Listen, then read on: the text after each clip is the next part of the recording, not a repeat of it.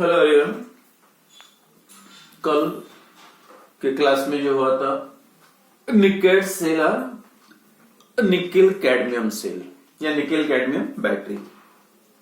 In that cadmium acts as an anode, nickel oxide acts as a cathode, and electrolyte is basic solution base aqueous phase of base. This cell, Nickel cell, it is a dry cell, but it is a secondary, and secondary का मतलब होता that can be recharged and reused. जैसे primary cell को आप recharge या reuse नहीं कर सकते, और उसमें जो एग्जांपल होता है ड्राई सेल का that cannot be recharged and reused, but this cadmium nickel dry cell can be reused and recharged, and therefore it is a secondary dry cell. Similarly, another secondary dry cell, that is mercury battery. ये second example है.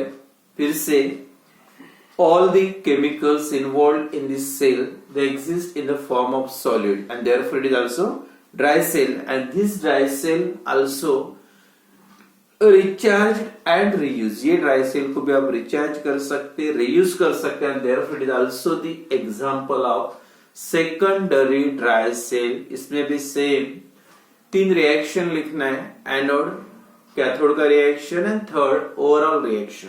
बाकी ज्यादा ये diagram वगैरह दी नहीं है, बस इतना ही है. तो मर्क्यूरी बैटरी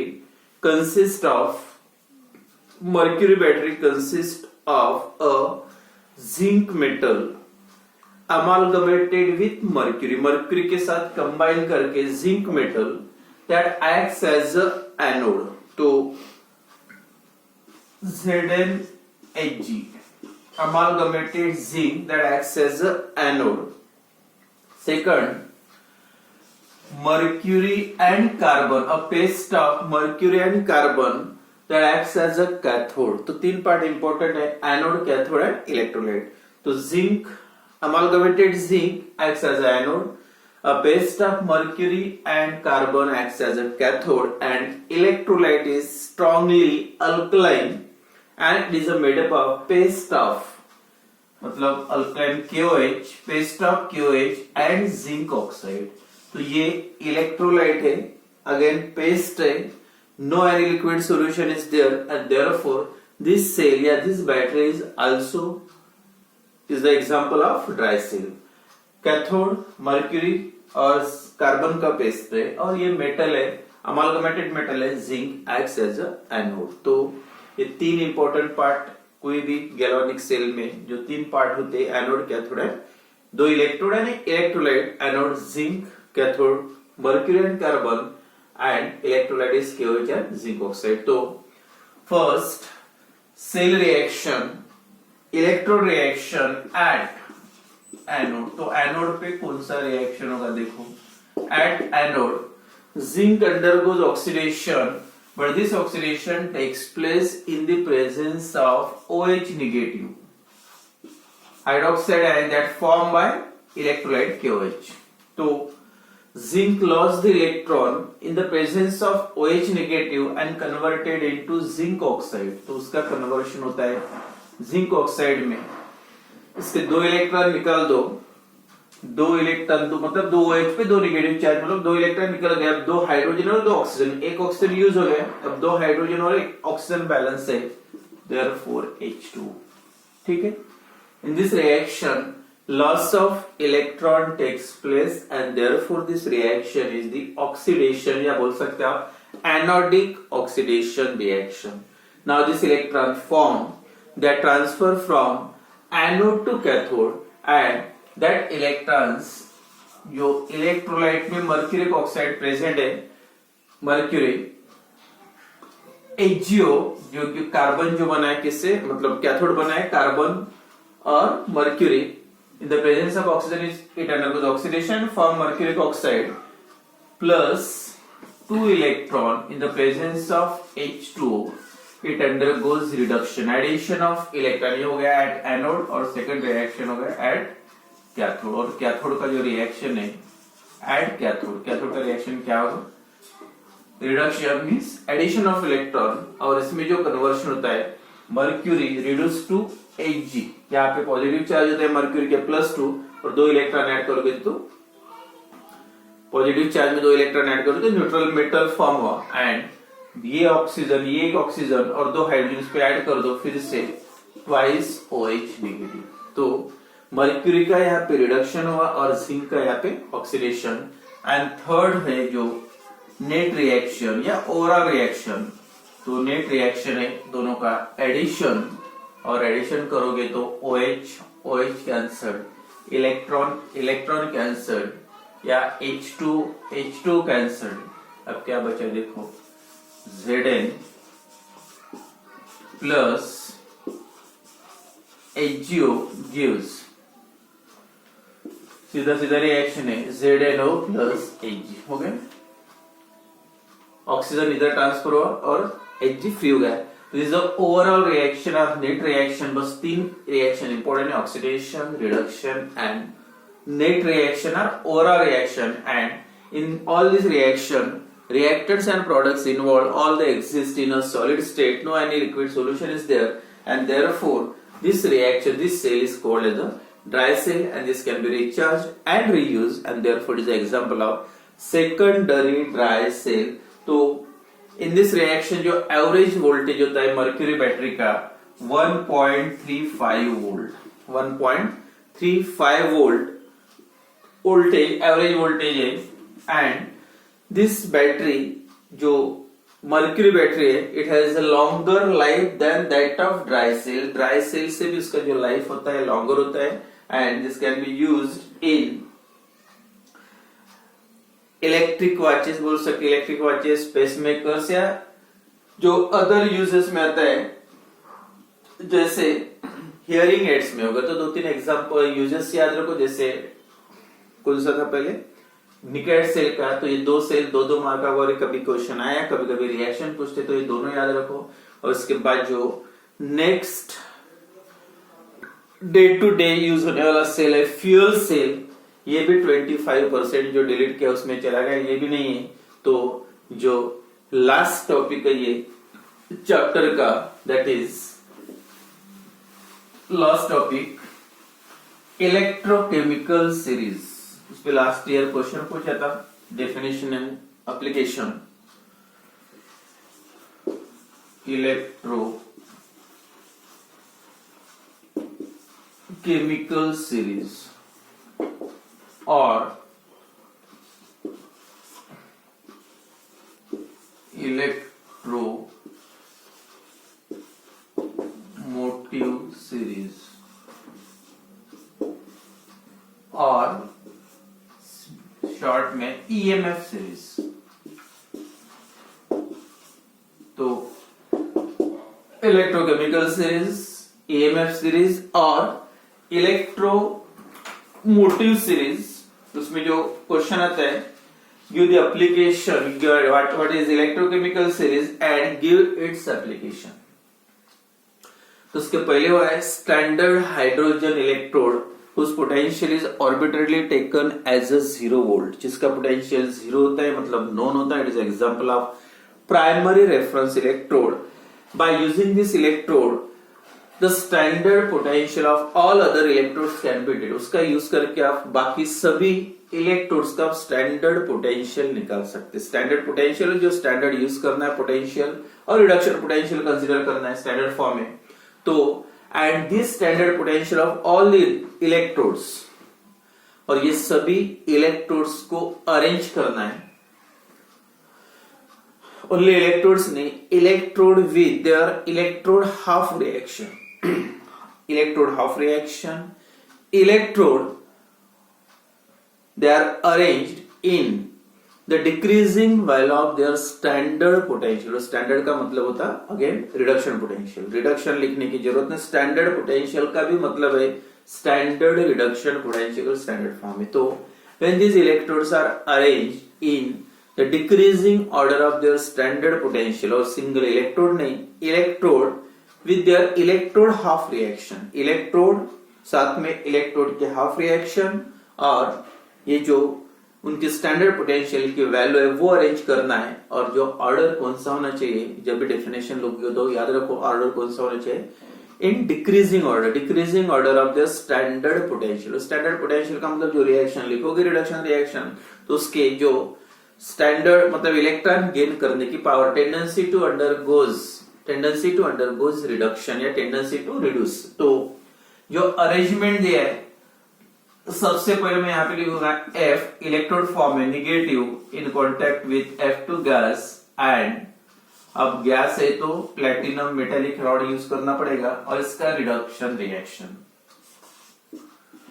क्या है, F2 plus 2 electron gives twice F negative. क्या रिएक्शन, रिडक्शन, ये इलेक्ट्रोड है साथ में उसका इलेक्ट्रोड हाफ रिएक्शन, और ये E0 की वैल्यू स्टैंडर्ड पोटेंशियल, E0 की वैल्यू फॉर दिस फ्लोरीन के लिए, और इसकी जो वैल्यू है प्लस 2.87 वोल्ट।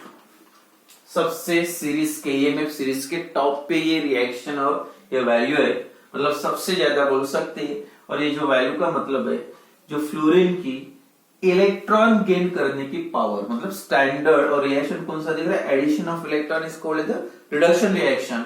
तो tendency of fluorine to undergoes reduction, और ये जो वैल्यू कितनी है 2.87, मतलब standard potential of fluorine 2.87। Then अब उसके बहुत सारे एलिमेंट्स से मैं दो जो सिलेक्टेड लिखता, देन फ्लोरीन का, अगर फ्लोरीन के बाद जो मोस्ट इलेक्ट्रोनेगेटिव आता है, फ्लोरीन के बाद ऑक्सीजन के बाद क्लोरीन, सेम Cl2 फिर से प्लेटिनम, और रिएक्शन सेम रहेगा Cl2 plus 2 electron gives twice Cl negative. और क्लोरीन के लिए जो वैल्यू है 1.36 वोल्ट।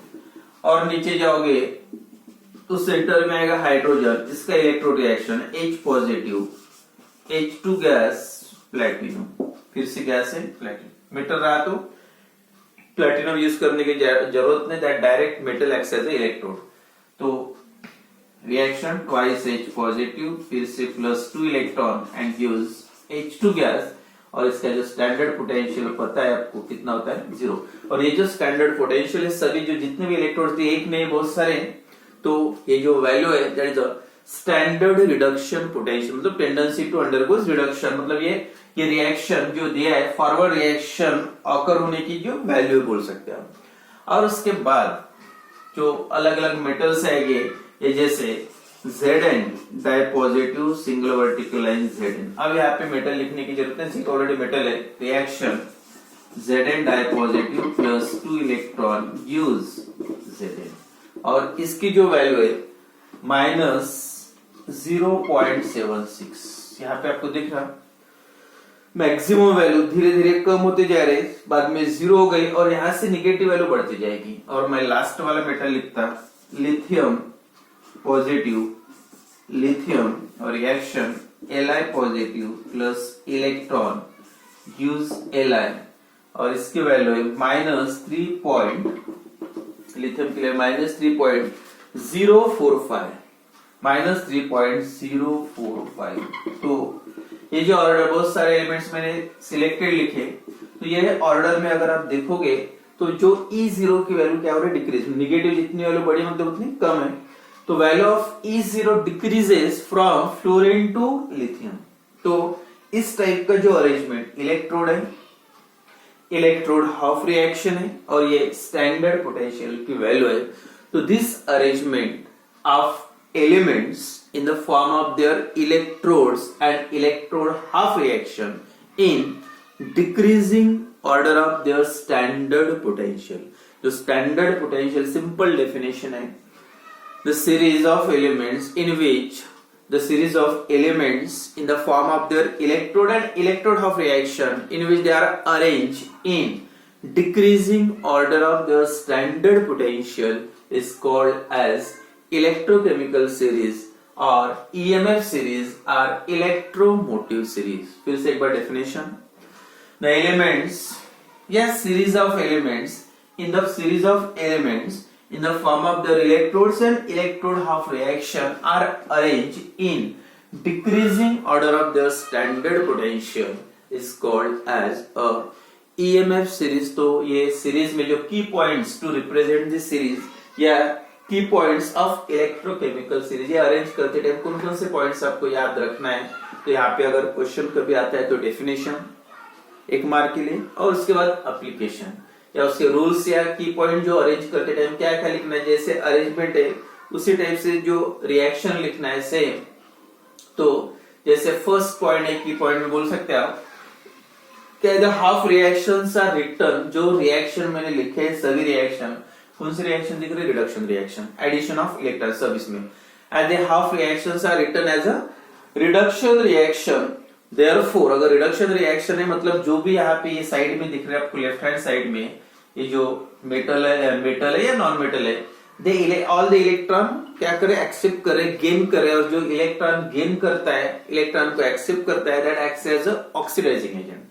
तो as all these reactions are first key point है, as these electrode half reactions are written as a reduction reaction and therefore the oxidizing agent, तो ये side वाले सभी को आप बोल सकते हैं oxidising agent and electron appear on, जो इलेक्ट्रॉन और oxidising agent that appear on left hand side, while बाकी सबको आप बोल सकते हैं reducing agent are appear on right hand side. Reducing agent जो है वो राइट हैंड साइड पे, क्योंकि ये अगर गेन करते तो उसका मतलब ये लॉस करेंगे, और ये जो है ऑक्सीडाइजिंग एजेंट और इलेक्ट्रॉन लेफ्ट हैंड साइड में, और reducing agent on right hand side of EMF series.